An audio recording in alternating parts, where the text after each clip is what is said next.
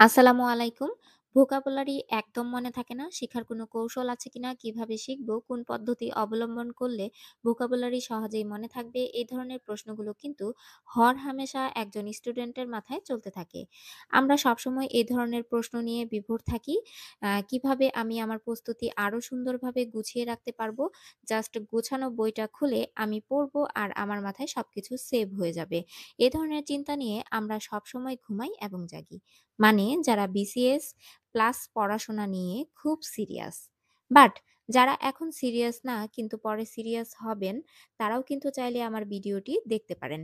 এই মুহূর্তে যারা চাকরির প্রস্তুতি নিচ্ছেন, যারা বিসিএস নিয়ে ভাবছেন, অন্যান্য কম্পিটিটিভ জব নিয়ে ভাবছেন, অ্যাডমিশন নিয়ে ভাবছেন, সবকিছুতেই কিন্তু ভোকাবুলারি লাগবেই লাগবে। তো কোন বই কিনবো আর কিভাবে পড়বো, এই ধরনের প্রশ্নের উত্তর জানতে চাওয়া আমার অবুঝ মন। আর সেই অনুভব থেকেই আমার ভিডিও এবং ইউটিউবে কাজ করা শুরু। এই ভিডিও দেখে যদি কেউ একটু হলেও উপকৃত হন, তাহলে আমি ভাববো আমার এফোর্ট দেওয়া সত্যিই কাজে লেগেছে আর আমি একটু হলেও অ্যাচিভ করতে পেরেছি। শুধুমাত্র একটা নিউজ পেপার দিয়েও ভোকাবুলারি শিখতে পারেন। তবুও একটা বই যদি আপনার কাছে থাকে তাহলে অনেকটা ভালো হয়। কিন্তু যারা চাকরির প্রস্তুতি নিচ্ছেন তাদের কাছে তো অবশ্যই বই রয়েছে, আমি জানি।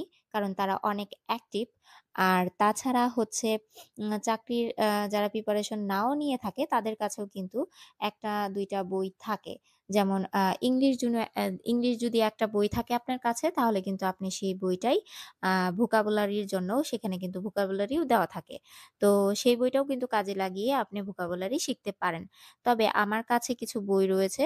আ সেই বইগুলো একটু আপনাদেরকে যদি দেখাই, সেটা হচ্ছে এই যে সাইফোর্সের স্টুডেন্ট ভোকাবুলারি এই বইটা। এই বইটা আমি আমার অনেকগুলো ভিডিওতেই প্রায় দেখিয়েছি। মানে পড়ার সময় হয়তোবা কোনোভাবে মানে দেখাতে হয়েছে। তো যাই হোক, এই বইটা আমি অনেকদিন আগে কিনেছিলাম। নতুন করে এখন আর আমার কিনার ইচ্ছা নেই বা আমি কিনবও না।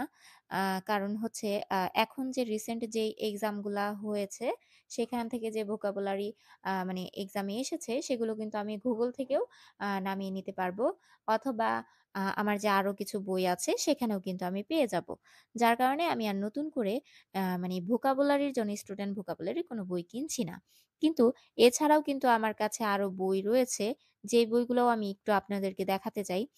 এটা হচ্ছে এই যে ক্লাসরুম ইংলিশ যে বইটা, এটা হচ্ছে বিদ্যাবাড়ির একটা বই।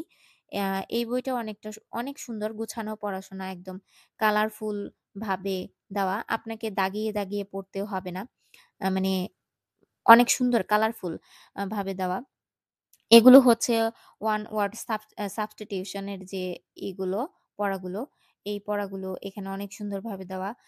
তারপর হচ্ছে ইংলিশ লিটারেচার এর পার্টটাও এখানে অনেক সুন্দরভাবে সাজিয়ে গুছিয়ে দেওয়া এই বইটাতে। মানে বইটা কিন্তু আ এতটুকু নয়, বইটা কিন্তু আরেকটু বড় ছিল।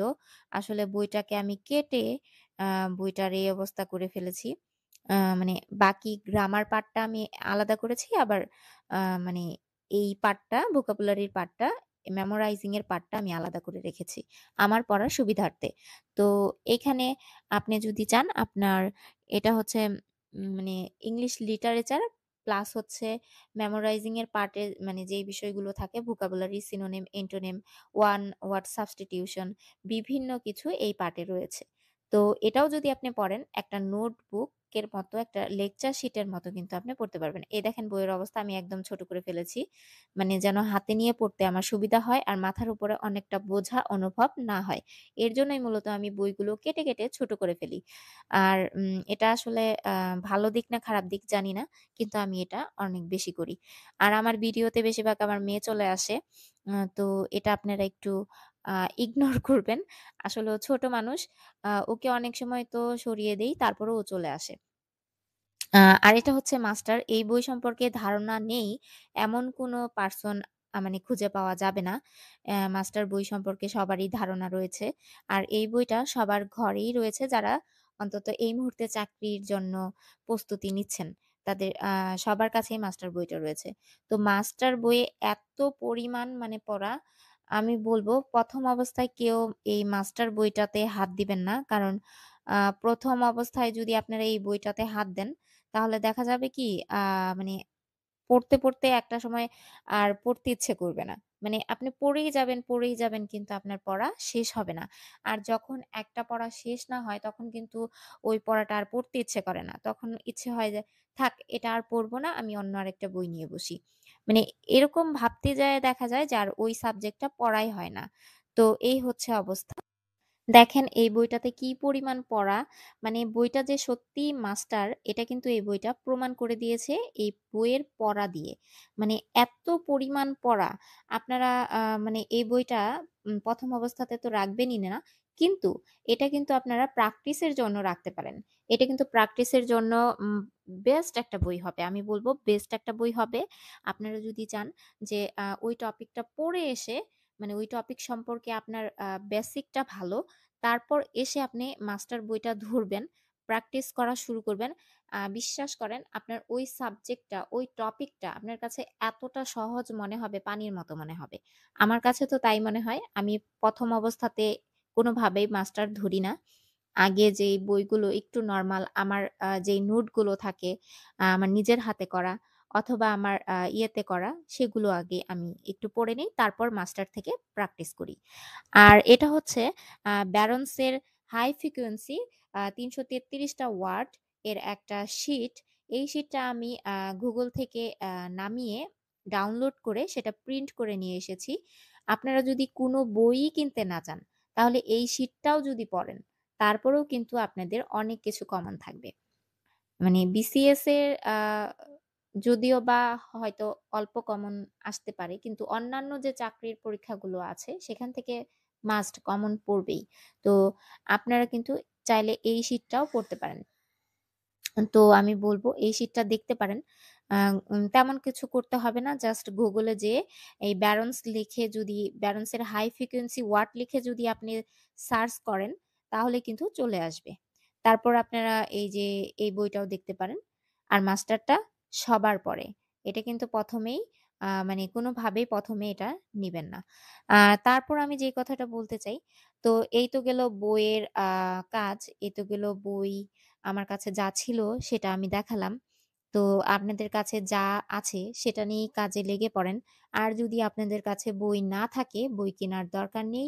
আপনারা ২-১ টা শীট এই যেমন ব্যারন্স এর রয়েছে, বিভিন্ন শীট রয়েছে এগুলো Google থেকে নামিয়ে ডাউনলোড করে প্রিন্ট করে নিয়ে চলে আসেন। আর হচ্ছে নিউজপেপার। প্রতিদিন একটা করে নিউজপেপার রাখেন। আ মানে ডেইলি স্টার রয়েছে। ইংলিশ একটা নিউজপেপার রাখবেন। প্রতিদিন না রাখেন, একদিন উদ্দেশ্য যদি ভোকাবুলারি শিখার জন্য হয় তাহলে প্রতিদিন না রাখেন ২-১ দিন পর রাখতে পারেন। আর যদি সেটা নিউজ পড়ার জন্য, নিউজ জানার জন্য হয়ে থাকে তাহলে আপনারা প্রতিদিনই রাখতে পারেন নিউজপেপার। ইংলিশ একটা নিউজপেপার রাখবেন। সেই নিউজপেপারের যে আর্টিকেল গুলো আছে সেখানের যে আ মানে ছবি দেওয়া থাকে, তথ্য দেওয়া থাকে সেই তথ্যগুলো ছবির সাথে যদি আপনারা মিল রেখে পড়ার চেষ্টা করেন তাহলে কিন্তু অনেক দিন পর্যন্ত মনে থাকবে। কারণ যে জিনিসটা ছবি দেখে পড়বেন সেটা কিন্তু মাথায় মানে খুব তাড়াতাড়ি পিক করে নেয়। আপনার মাথাটা খুব তাড়াতাড়ি পিক করে নেয়। এর জন্য ছবি দেখে দেখবেন ছোটদের বইয়ে বেশিরভাগ পড়াশোনায় কিন্তু মানে অনেক ধরনের পিকচার দেওয়া। পিকচার গুলো দেখে বাচ্চারা কিন্তু বলতে পারে যে এটা মানে এই আ দৃশ্যটা বা এটা এই ধরনের একটা জিনিস। সেটা কিন্তু তারা ছবি দেখে বুঝতে পারে।